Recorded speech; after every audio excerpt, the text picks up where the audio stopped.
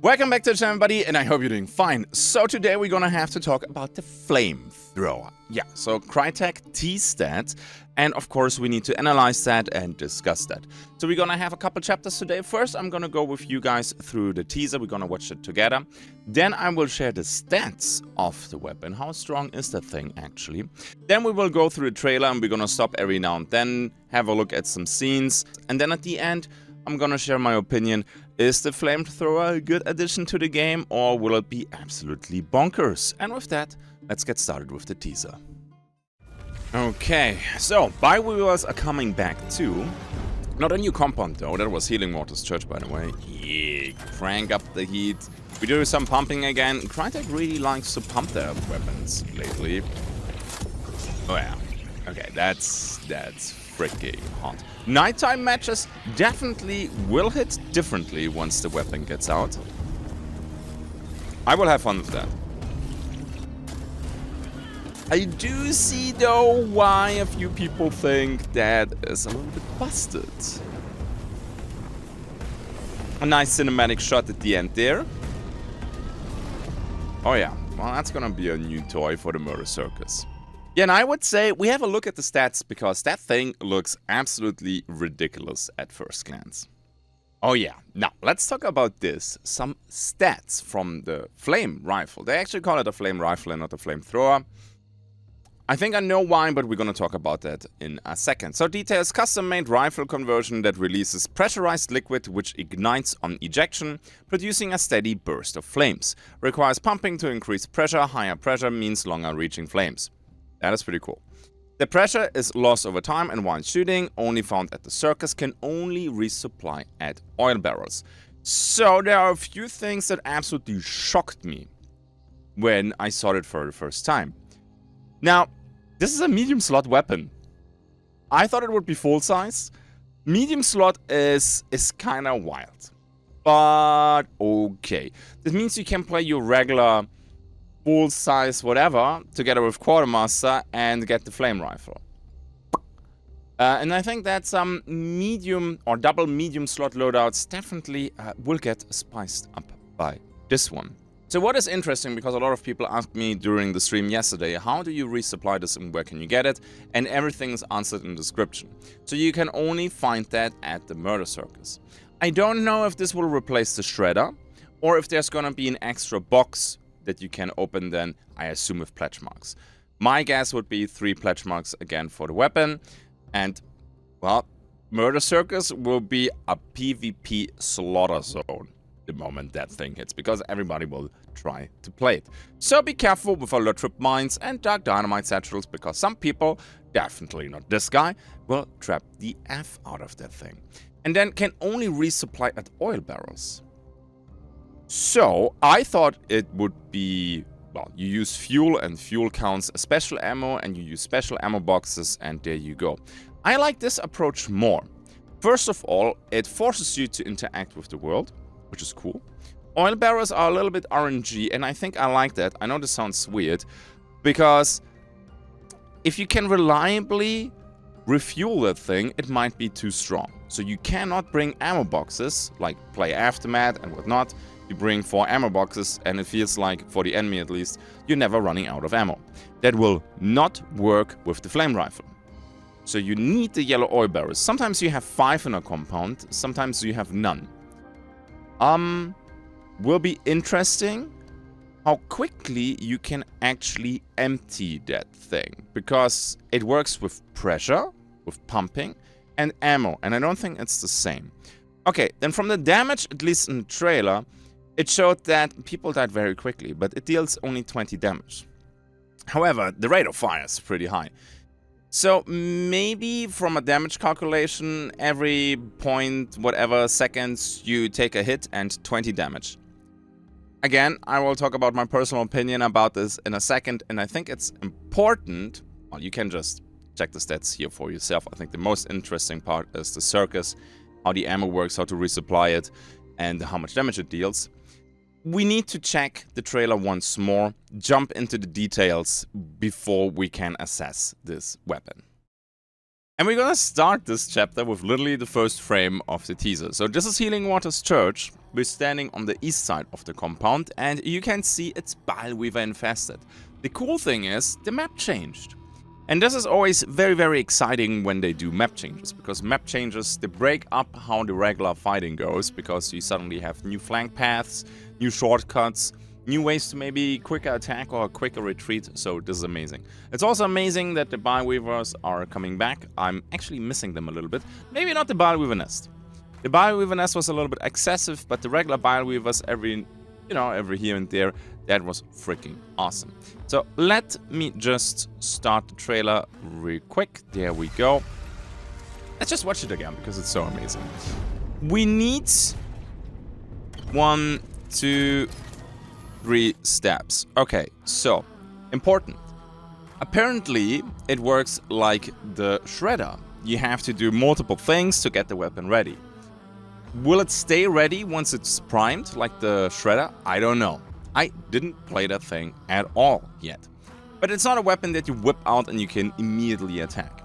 So this is one of the things that makes this already less OP. If you get surprised by a shotgun around the corner, well, to be fair, you normally die anyway if a shotgun around the corner surprises you. But still, there is a prep time.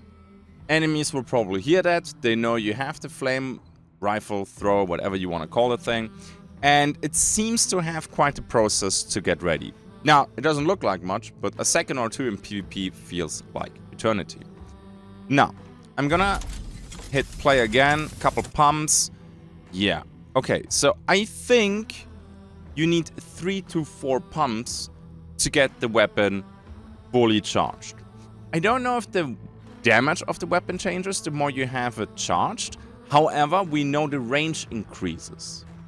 So 3 to 4 pumps, it looked like 3, and you're good to go.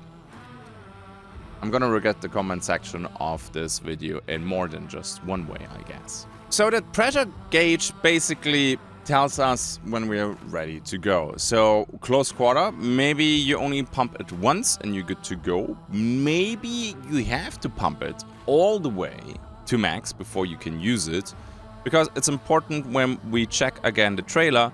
He's using the flame rifle right now, and holy moly, 2 bursts and the thing has 0 pressure. That's probably why they call it a flame rifle and not a flamethrower, because after 2 of these bursts, I don't want to call the weapon empty because you probably still have ammo. We sadly don't see this in the recording here. But you will need to do the pumping, the cranking again to get your range again. The question is, will the gun fire at all with almost no pressure, but you have like no range then? I mean, makes no sense. So I assume you need to pump it at least once before you can use it again. So if you miss with the flamethrower, you are in deep trouble because you need to pump it again. The way this looks though, the bursts are long enough that you can cover an area and set people at least on fire to apply quite some pressure. You can also pre-fire, go around the corner, and then the bursts will hit around the corner kinda-ish. And then you have another one once you know exactly where they are. And with the TTK that we've seen, that might already be enough. When we continue the trailer,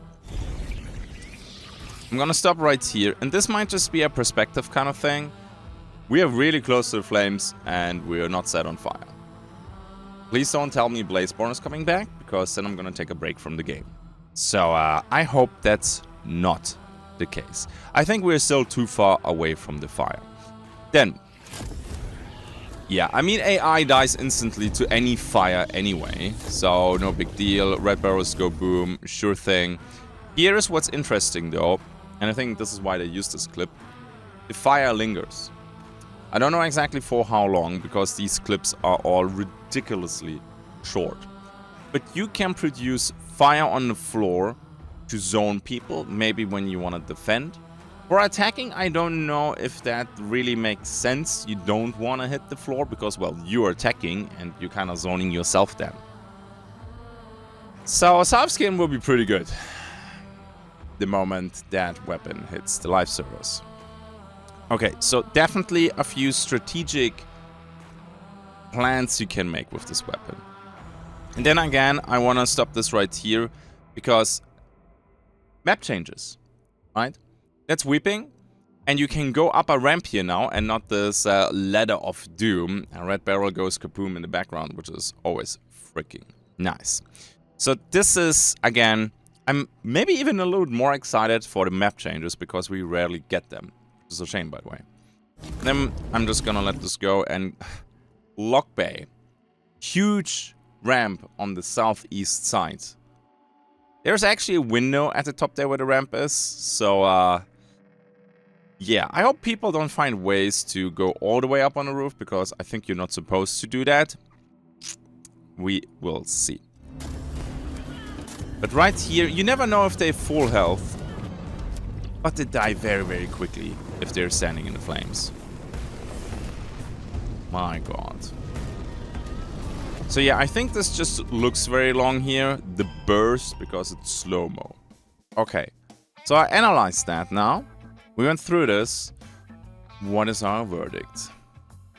Let me start this chapter by saying that I rarely see flamethrowers be balanced in PvP games. A good example was Marauders. The flamethrower in Marauders was just complete garbage. It dealt not enough damage, people just mowed you down while you set them on fire, and then they just heal up, and that's it.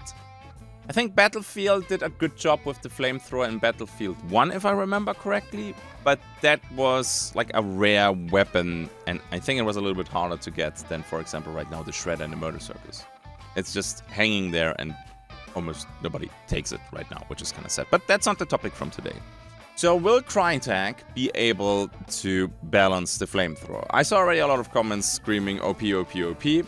People also said Dragon Breath is gonna be OP, and we are pretty far away from that. And oh my god, the bow is OP, and I think we are pretty far away from the thing being OP. Good? Yeah, OP, not so much. The main issue that I see with the flamethrower is that if you survive it, you're probably down bars, right? Self-skin will be pretty good. I don't know if self-skin will only help against the fire, or if it will reduce just flat the damage. How does it work when you have the wet effect, right? So when you're soaked after going splish splash and somebody shoots you with the flamethrower, can you catch fire? I mean, you should, because, well, it's a fucking flamethrower. Lots of question marks that we don't have an answer to yet. I personally think that high damage is okay when you have limitations on the weapon. And you do have a lot of limitations on this weapon. You have the preparation to get the gun ready.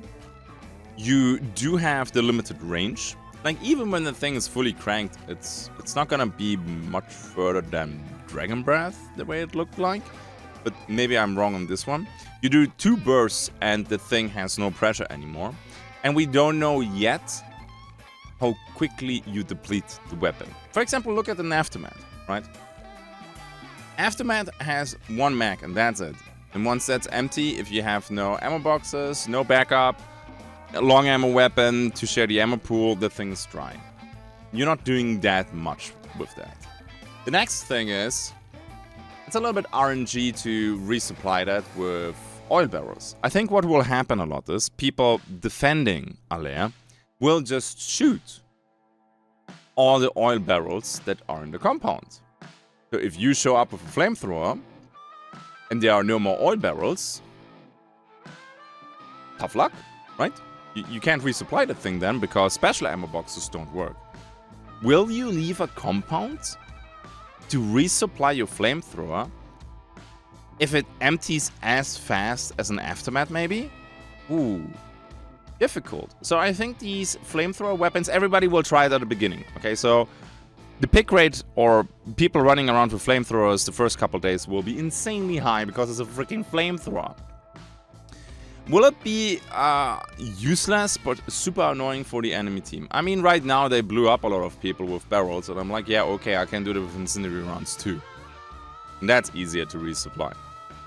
However, people standing in the fire cone, they die very, very fast. Like, in one burst, two bursts, you're dead. And if that thing catches you by surprise, rip. To be fair though, in Hunt Showdown, TTK is insanely fast. So if a shotgun around the corner catches you by surprise, I said that already, you're dead. Random Winnie C headshot, high velocity, officer carbine headshot, you're dead. So, is the fast TTK of the flamethrower really an issue? I don't think so. Especially with the limitations that we actually have on the weapon. But you know what? We need to get more info first. We need to play that thing, and then give it a week or two. And then I hope Crytek, if they overdid it, they're gonna rebalance it. To be fair though, a lot of the scarce weapons that they added lately, the Homestead, the Wildland, I mean the Wildland with Bleed was crazy good, but none of these scarce weapons are absolutely busted right now.